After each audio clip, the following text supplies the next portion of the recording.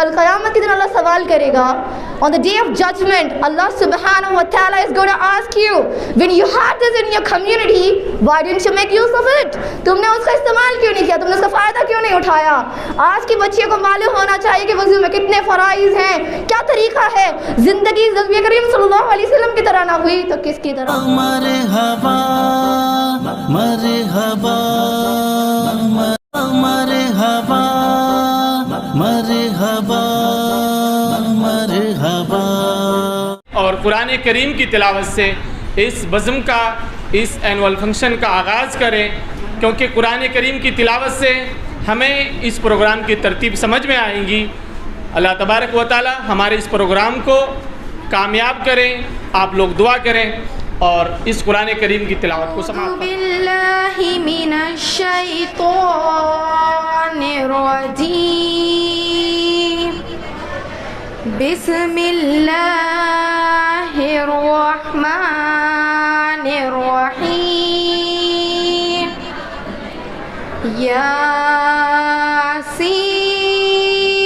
یاسین والقرآن الحکیم.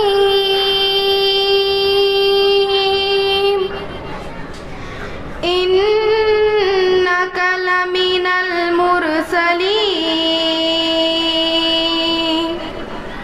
علی صراط مستقیم. سورة الفیل. الم تر کیف فعل ربک باصحاب الفیل الم یجعل کیدہم فی تضلیل. کریم صلی اللہ علیہ وسلم کی ذات اقدس ہے. میں بڑے ہی ادب کے ساتھ بارگاہ رسالت میں چند اشعار گنگنانے کے لیے آپ کے سامنے مدعو کرتا ہوں فرحین بنت محمد دلشاد کو کہ وہ آئیں اور نعت النبی سے اس پروگرام کے دوسری کڑی کو ایک کڑی سے جو ہے جوڑتے ہوئے چلیں. فرحین بنت محمد دلشاد. اے خدائے پاک برتر، اے حقیقی کار ساز، غمزدوں کے بے بسوں کے بے کسوں کے کار ساز، تجھ کو ہر شے پر ہے قدرت، تیری اعلیٰ شان ہے، جو ہے دنیا کے لیے مشکل تجھے آسان ہے، یا الہی سب کو کر دے امتحان میں کامیاب، یا الہی سب کو کر دے امتحان میں کامیاب،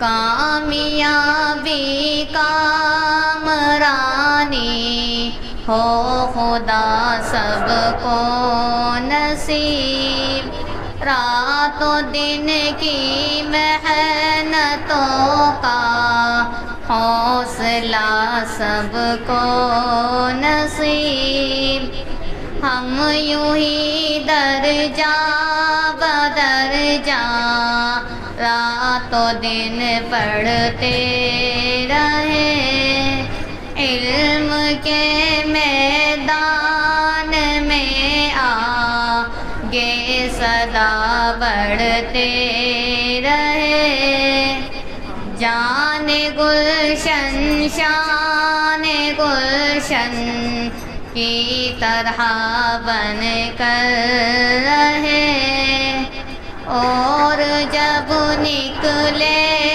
تو چمکے دیش میں یوں آفتاب، قوم کے رخ سے ہٹا دے جہل و غفلت کا نقاب، یا الہی سب کو کر دے امتحان میں کامیاب، یا الہی سب کو کر دے امتحان میں کامیاب.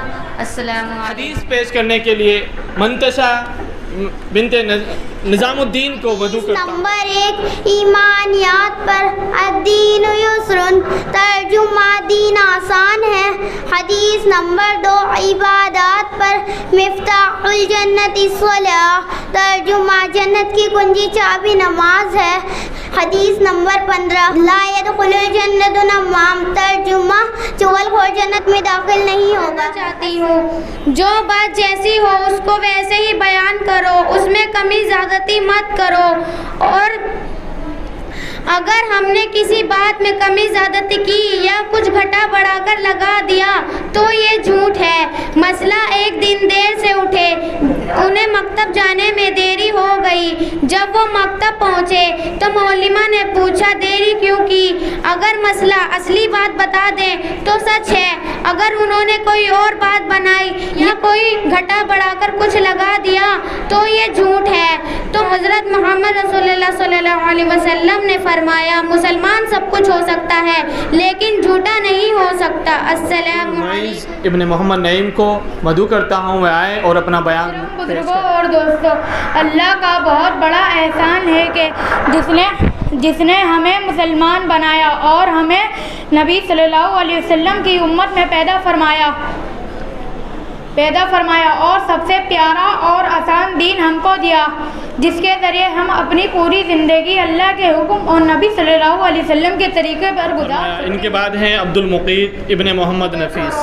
وضو میں 4 فرائض ہیں. نمبر 1 پیشانی کے بالوں سے تھوڑی کے نیچے تک ایک کان کی لو سے دوسرے کان کی لو تک پورا چہرہ دھونا. نمبر 2 دونوں ہاتھوں کو کونیوں سمیت دھونا. نمبر 3 پہ چوتھائی سر کا مسح کرنا. نمبر 4 دونوں پاؤں کو ٹکنوں سمیت دھونا.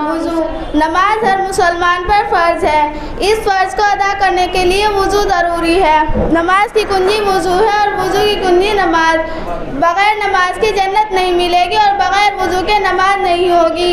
اس لیے وضو کا طریقہ سیکھنا بہت ضروری ہے. ہم مسلمان ہیں، ہمارا مذہب اسلام ہے. اسلام سچا مذہب ہے، اسلام اچھا مذہب ہے. اسلام سچائی بھلائی سکھاتا ہے، برائی سے روکتا ہے، پاک اور صاف رہنے کی تعلیم دیتا ہے. اسلام یہ سکھاتا ہے کہ نیک رہیں، ایک خدا کی عبادت کریں. کے ارکان کہتے ہیں. نمبر 1 تکبیر تحریمہ اللہ اکبر کہنا. نمبر 2 قرائت کرنا یعنی سیدھا کھڑا ہونا. نمبر 3 قرآن مجید پڑھنا. نمبر 4 رکوع کرنا. نمبر 5 دونوں سجدے کرنا. نمبر 6 قاعدہ قرآن میں تشہد کی مقدار میں بیٹھنا. اٹھنے کی دعا الحمدللہ الذی احیانا بعدما اماتنا مسجد اللہ کا گھر ہے. مسجد میں نماز پڑھی جاتی ہے.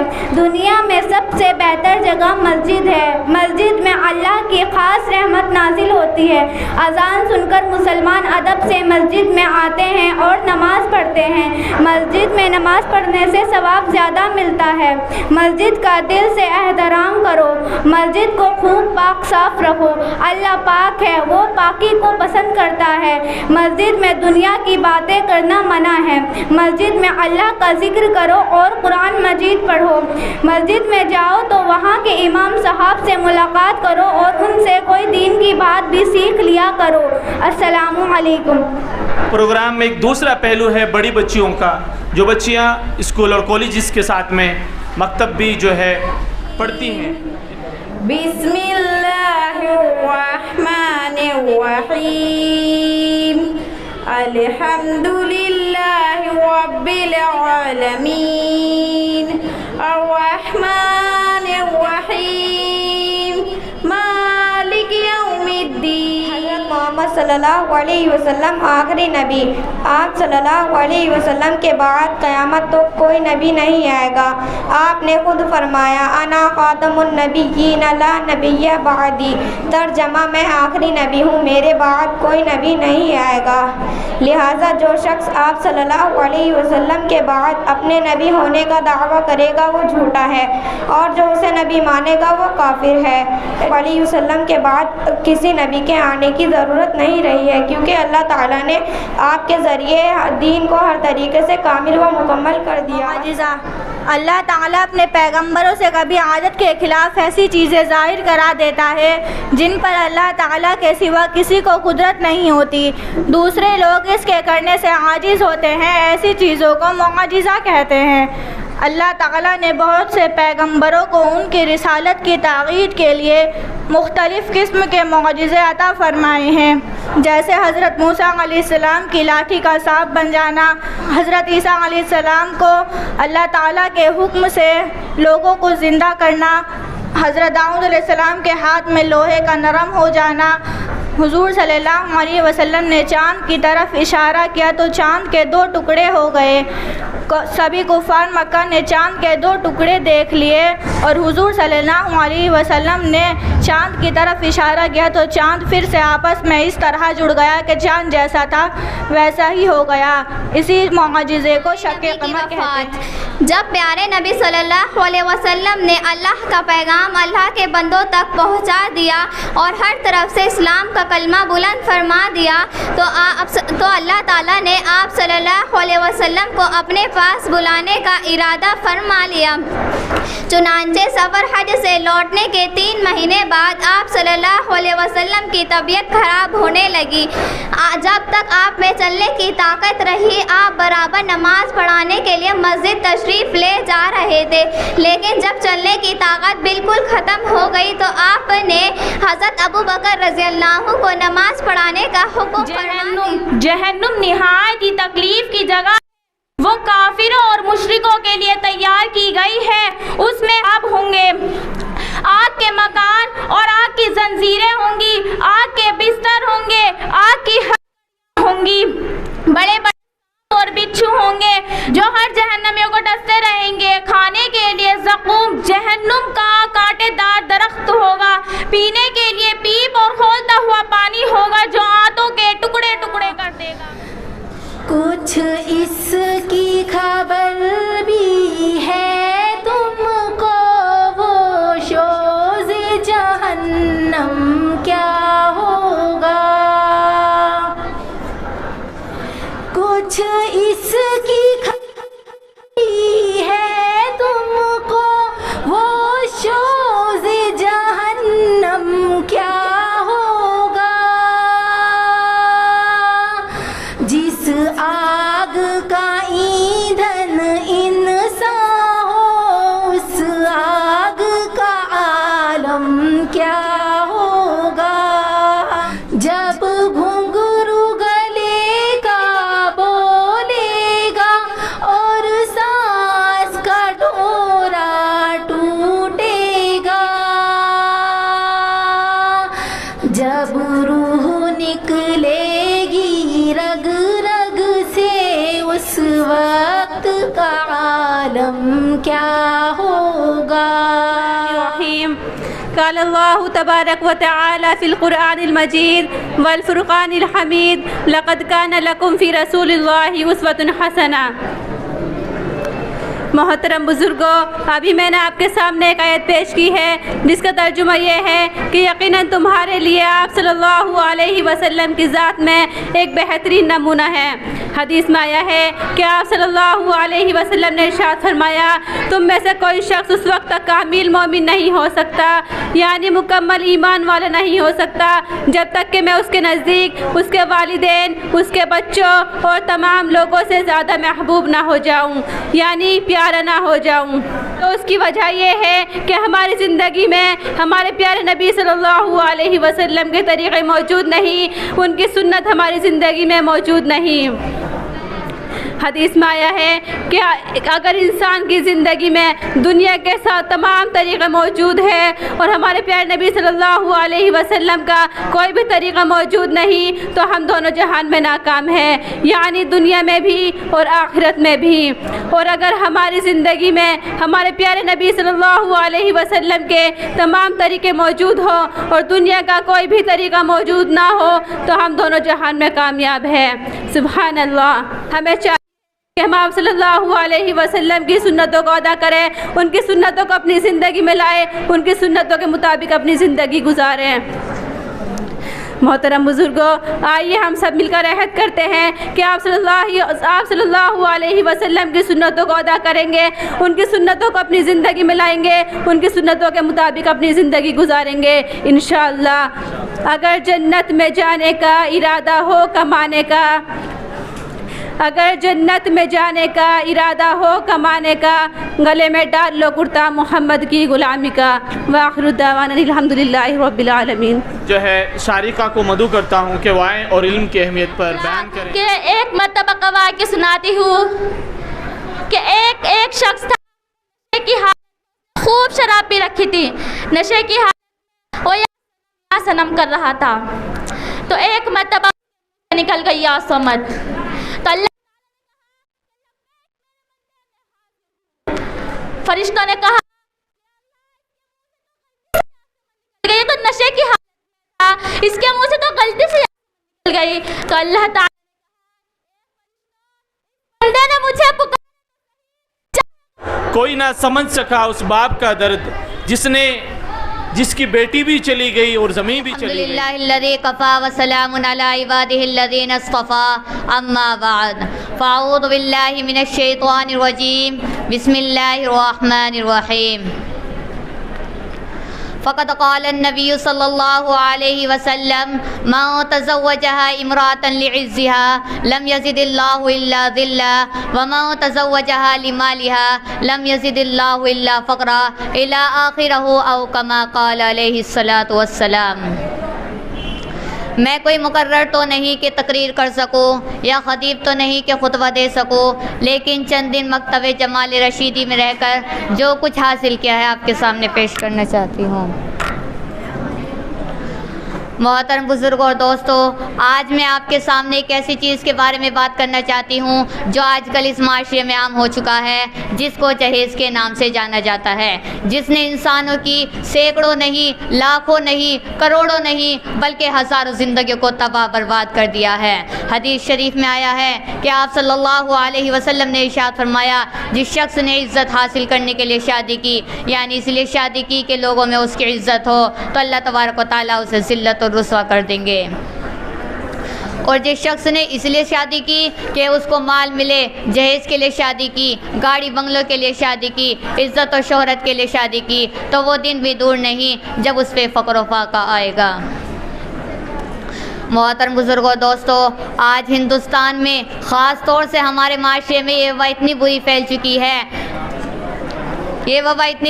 چکی ہے کہ جس کی وجہ سے کتنے لوگوں نے جان دی۔ ارے لڑکے والے تو منہ کھول کر جہیز کی مانگ کر لیتے ہیں، یہ نہیں دیکھتے کہ غریب بیٹی کا باپ کہاں سے دے گا۔ لڑکی والے تو پھر بھی اپنی وسعت سے زیادہ ہی دیتے ہیں اپنی بیٹی کو اور ان کے سسرال والوں کو۔ لیکن اس کے باوجود اخباروں میں خبر آتی ہے کہ فلاں شخص نے اپنی سسرال سے اسکوٹر نہ ملنے پر اپنی نئی نویلی دلہن کو جلا دیا، فلاں شخص نے اپنی سسرال سے جہیز نہ ملنے پر اپنی بیوی کو موت کے گھاٹ اتار دیا۔ ارے آپ کو گاڑی بنگلہ لینے کا اتنا ہی شوق ہے تو کماؤ اور لو، منع کس نے کیا ہے، مگر خدا کے واسطے مانگو نہیں۔ حدیث شریف میں آیا ہے السوال ظلم، مانگنا بری چیز ہے۔ محترم بزرگ اور دوستو، ہم کو چاہیے کہ ہم اپنے بچے کی اچھے وقت پر تعلیم کریں، اچھی تربیت دیں، اور جب وہ بالغ ہو جائے تو ان کا اچھا سا جوڑا دیکھ کر ان کا نکاح کر دے، کیونکہ حدیث شریف میں آیا ہے، آپ صلی اللہ علیہ وسلم نے ارشاد فرمایا، اگر کسی کے اولاد ہو اور وہ اس کی اچھی تربیت دے، اچھی تعلیم دے، جب وہ بالغ ہو جائے اس کا نکاح نہ کرے تو جس گناہ میں وہ بچہ مبتلا ہوگا اس کا گناہ اس کے باپ کو ملے گا۔ اس لیے ہم کو چاہیے جب ہمارے بچے بالغ ہو جائیں تو ان کا نکاح کرے، کہیں ایسا نہ ہو کہ وہ دین اسلام سے خارج ہو جائیں اور غیر مسلم کی طرف متوجہ ہو جائیں۔ ابھی تو یہ باتیں دھیرے دھیرے اخباروں میں آ رہی ہے، لیکن افسوس صد افسوس یہ باتیں ہمارے اسلامی معاشرے میں پھیلتی جا رہی ہے۔ کاش کہ یہ باتیں اسلامی شریعت اور واضحوں کے بجائے عمل میں آ جاتی۔ ارے جہیز کی مانگ کرنے والوں میں آپ کو بتاتی ہوں کہ حضرت فاطمہ رضی اللہ تعالی عنہ کا نکاح کس انداز میں ہوا۔ حضرت فاطمہ رضی اللہ تعالی عنہ ہمارے پیارے نبی حضرت محمد مصطفیٰ صلی اللہ علیہ وسلم کی پیاری اور لاڈلی بیٹی تھی کہ جس وقت جسم پر جو چادر تھی اس میں بھی 16 پیون لگے ہوئے تھے۔ اور ان کے جہیز میں ایک مٹکا، 2 مشکیزیں، ایک تکیہ اور ایک چکی، یہ مختصر سامان تھا۔ اپنی سسرال پیدل گئی۔ ارے آج ہم کہتے ہیں کہ ہمارا بیٹا ڈاکٹر ہے، ہمارا بیٹا انجینئر ہے، ہمارا بیٹا پائلٹ ہے، ہمارا بیٹا سعودی عرب میں کام کرتا ہے، اس لیے جہیز میں جہاز چاہیے۔ ارے اولاد پیدا کر کے جہیز کی تمنا کرنے والوں، اگر تمہارا بیٹا ڈاکٹر ہے تو حضرت علی رضی اللہ تعالی عنہ امیر المومنین تھے۔ اگر تمہارا بیٹا پائلٹ ہے تو حضرت علی رضی اللہ تعالی عنہ مجاہد تھے۔ اگر تمہارا بیٹا انجینئر ہے تو حضرت علی رضی اللہ تعالی عنہ بھی خلیفہ تھے۔ عجب ماجرا ہے حضرات دیکھیے، عجب ماجرا ہے حضرات دیکھیے، داماد مانگتا ہے خیرات دیکھیے۔ محترم بزرگوں، دوستو، اگر ہم نے اس جہیز جیسے برے فعل کو اپنی زندگی سے ختم نہیں کیا تو جو مسلمان بچیاں جو دین اسلام جو نکاح کی منتظر ہیں، جو مسلمان بچیاں نکاح کی منتظر ہیں، وہ کہیں نہ کہیں غیروں کی طرف متوجہ ہوگی اور پھر اپنے دین اسلام سے خارج ہو جائیں گی۔ مالدار لوگوں، کل اللہ تبارک و تعالیٰ آپ کی پیشانی پکڑ کے آپ کو جہنم میں پھینکے گا، کیونکہ آپ کے پاس مال ہے، آپ اپنی بیٹی کو جہیز دے سکتے ہیں، اپنی بیٹی کو داماد خرید کر دے سکتے ہیں، لیکن غریب بیٹی کا باپ کہاں سے دے گا؟ مالدار لوگوں، کہ اللہ تبارک و تعالیٰ نے آپ کو مال اس وجہ سے دیا کہ آپ کسی غریب کی بیٹی کے اسلام سے نکلنے کے ذمہ دار ہوں۔ آئیے ہم سب عہد کرتے ہیں کہ اس جہیز جیسی ملعون چیز کو ختم کریں گے انشاءاللہ۔ یہ سنگ ہیرا جو حائل ہے رستے سے ہٹا کر دم لیں گے، یہ سنگ ہیرا جو حائل ہے رستے سے ہٹا کر دم لیں گے، ہم پھول بھی ہیں تلوار بھی ہیں باطل کو مٹا کر دم لیں گے۔ وآخر دعوانا الحمدللہ رب العالمین۔ السلام علیکم۔ معزز سامعین، بزرگان دین، السلام علیکم ورحمۃ اللہ وبرکاتہ۔ آج کا میرا موضوع ہے علم کی اہمیت۔ علم کی کتنی اہمیت ہے۔ حضرت معاویہ رضی اللہ تعالیٰ عنہ کی مرویات سے ہے، حضور اقدم صلی اللہ تعالیٰ علیہ وآلہ وسلم نے فرمایا کہ اللہ جل شانہ جس کی بہتری کا ارادہ کرتا ہے اس کو دین میں سمجھ عطا کر دیتا ہے، جس کی بھلائی چاہتا ہے اس کو فقاہت دین عطا کر دیتا ہے۔ دولت کا کثرت سے مل جانا یا نہ ملنا یہ کوئی بات نہیں ہے، اللہ دولت اسے بھی دیتا ہے جس سے راضی ہوتا ہے اور اسے بھی دیتا ہے جس سے ناراض ہوتا ہے۔ قارون کو دولت دی، فرعون کو دولت دی، بادشاہی بھی دی، شداد ہے، شدید ہے، کتنے مالدار ہیں، لیکن اللہ ان سے راضی نہ تھا۔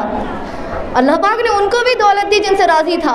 حضرت عثمان غنی کو دولت دی، حضرت عبد الرحمن ابن عوف صحابہ میں سب سے دولت مند حضرت عبد الرحمن ابن عوف تھے۔ تو اللہ دولت اسے بھی دیتا ہے جس سے راضی ہوتا ہے اور اسے بھی دیتا ہے جس سے راضی نہیں بھی ہوتا۔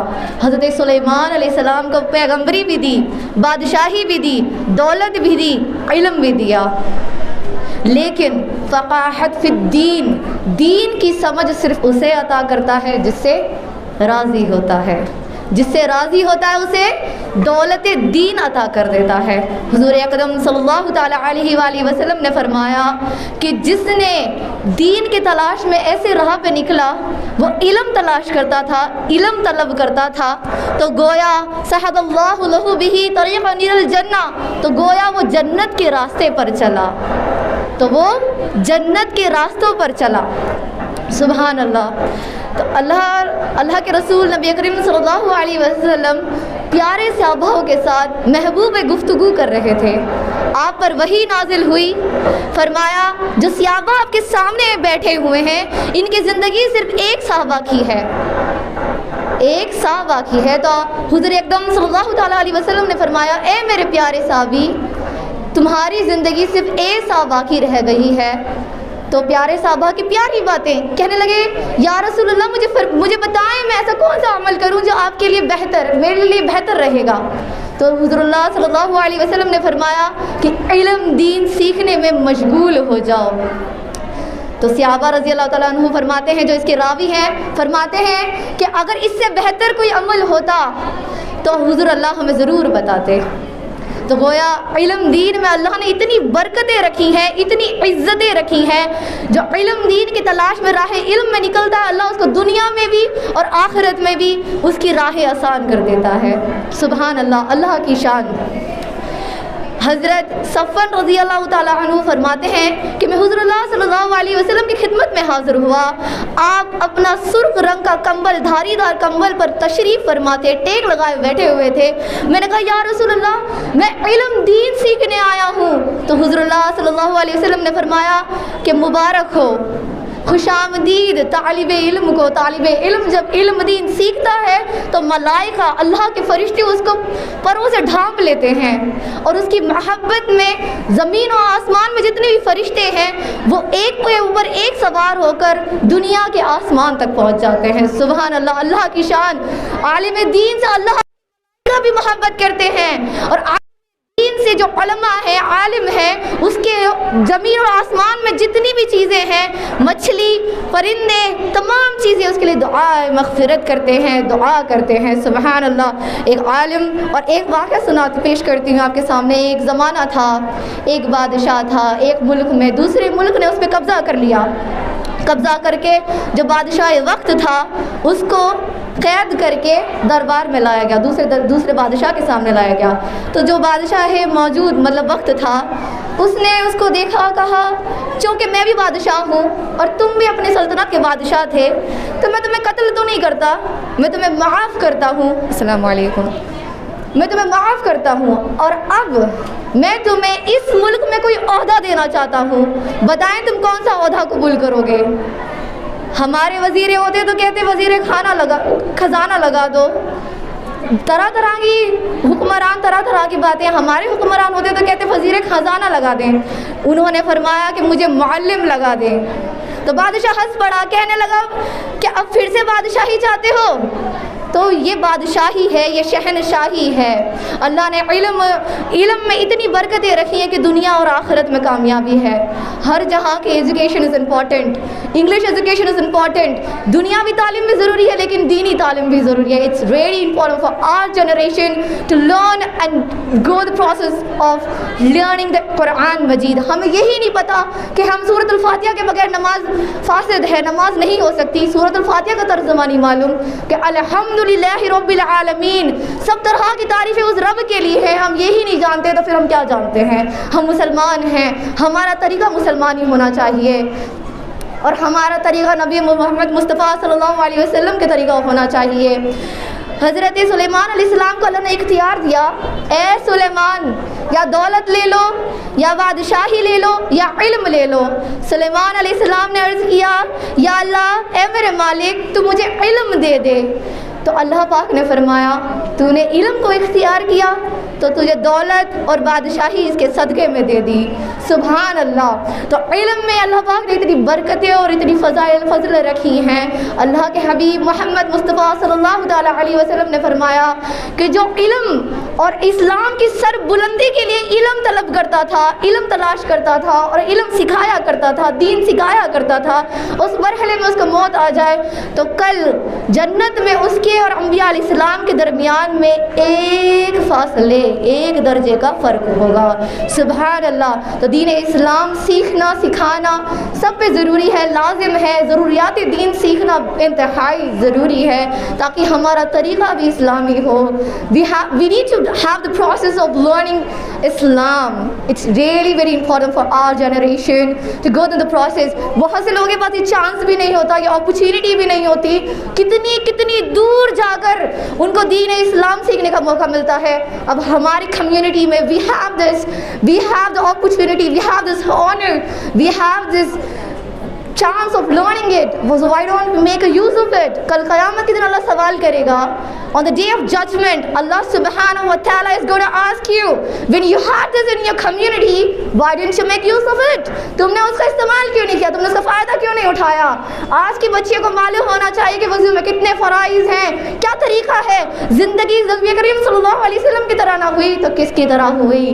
حشر تک بٹتا رہے گا، کم نہیں ہوگا کبھی. آپ لے کر آئے ہیں اتنا خزانہ یا نبی، اتنا خزانہ یا نبی، حشر تک بھی کبھی ختم نہ ہوگا۔ محمد مصطفیٰ صلی اللہ علیہ وسلم علم کا اتنا خزانہ لے کر آئے ہیں، ہم چاہیں، ہم دیکھیں، ہم ڈھونڈیں، پرکھیں، تبھی تو معلوم ہوگا۔ وقت نکالنا ضروری ہے، انتہائی ضروری ہے۔ 3 سال کا کورس ہر کسی کے بس کی بات نہیں، لیکن ضروریات دین سیکھنا ہر مسلمان کے فرض پر ضروری ہے، لازم ہے۔ It's really very important for our generation. ہماری معلمہ ہمارے مکتب جمال رشیدی میں جس طرح سے دین و دنیا کا سکھانے کا جو کام چل رہا ہے، قرآن کو جس طرح سے تجوید کے ساتھ صحیح طرح سے پڑھنے کا جو کام چل رہا ہے، اللہ پاک اس کو جاری رکھے۔ ہماری معلمہ ہمارے پیچھے اتنی محنت کرتی ہیں، اتنی مشقت، اتنی اذیتیں اٹھاتی ہیں، اس مکتب کو اللہ پاک ایسی کامیاب رکھے اور علم دین کا کام چلتا رہے، اور میری معلمہ سے اللہ پاک راضی ہو، ان کو دنیا اور آخرت میں اور ہر جہاں میں ہر طریقے کی مشکل و پریشانی سے دور رکھے۔ سو 2 لائن میں اپنی معلمہ کے لیے کہنا چاہوں گی اپنی زبان میں۔ You have changed our life, you changed our style, you changed our thoughts, you changed my life completely. With the way of teaching, in this generation, we are supposed to learn so many things. We have so many things to do, but we never understood the right meaning of what is Islam. You taught me. جزاک خیر۔ آپ کا بہت بہت بہت بہت شکریہ۔ اللہ پاک آپ کو دنیا اور آخرت میں کامیابی دے۔ اللہ پاک ہمیں کہنے سننے سے زیادہ عمل کی توفیق دے۔ وآخر ودعوانا الحمد للہ رب العالمین۔ السلام علیکم ورحمۃ اللہ وبرکاتہ۔